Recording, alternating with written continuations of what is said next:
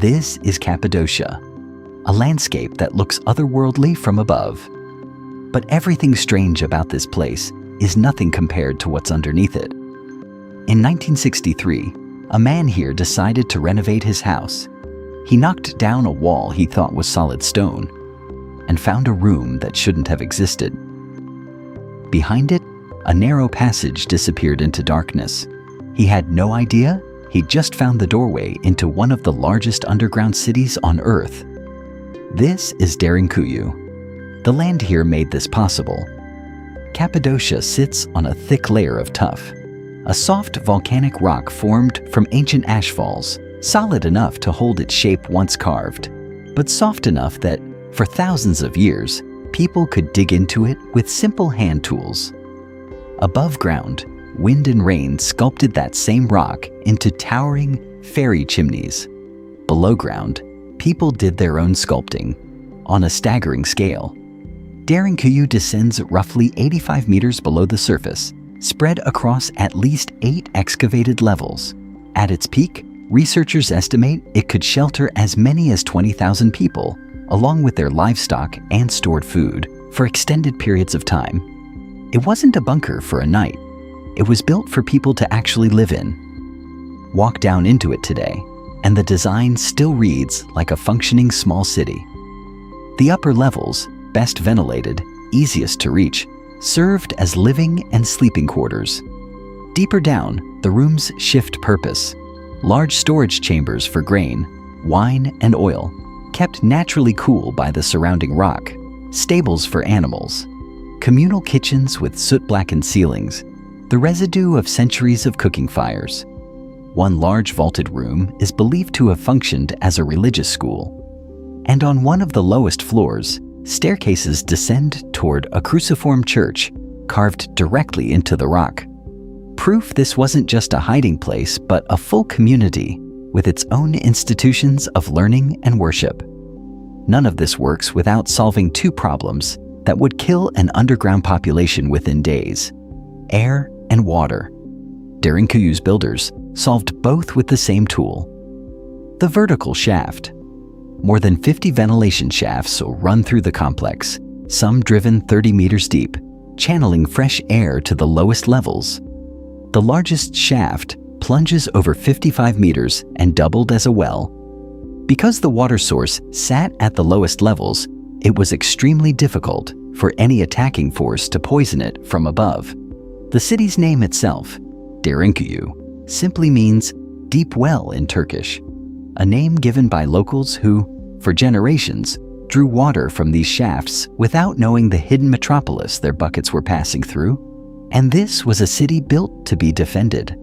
Massive circular stone doors, thick discs of solid rock, could be rolled into place from the inside to seal off entire passageways.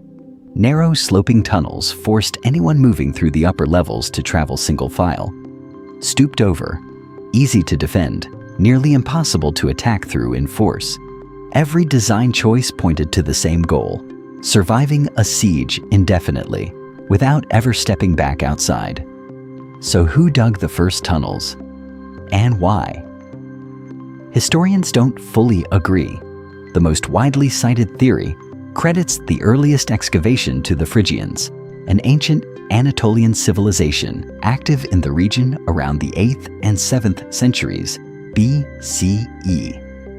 But the record is thin, and some researchers argue even earlier. Peoples may have started digging before the Phrygians ever arrived. The true origin point of Derinkuyu is still unsettled. What's far better documented is what happened next. The city kept growing. Long after its earliest excavation, Derinkuyu, along with dozens of other underground complexes scattered across Cappadocia, was expanded and reused by early Christian communities seeking refuge from religious persecution during the Byzantine era. For them, this wasn't ancient history. It was an active shelter, a place to worship, teach, and disappear from danger, entire congregations vanishing underground until it was safe to resurface. That pattern continued for centuries.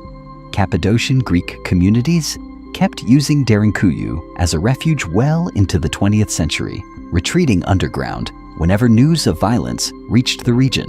Then, in 1923, following the Greco-Turkish War, Turkey and Greece agreed to a large-scale population exchange. The Greek Christian residents of Derinkuyu were forced to leave, and when they left, they took the knowledge of the city with them. Its Old Greek name, Malakopia, meaning roughly soft, a likely reference to the volcanic stone, left with them too. The tunnels, no longer needed, were sealed by time and simply forgotten. For 4 decades, Derinkuyu sat empty and unknown until 1963, when one man's home renovation accidentally reopened a door that had been closed for a generation. Excavation began soon after. By 1969, roughly half the complex had been cleared and opened to the public. Today, Derinkuyu is part of a UNESCO-recognized cultural landscape and stands as the largest excavated underground city in Turkey. Though only a portion of its full scale has been explored, researchers believe it was never an isolated project, but one node in a much larger underground network beneath Cappadocia.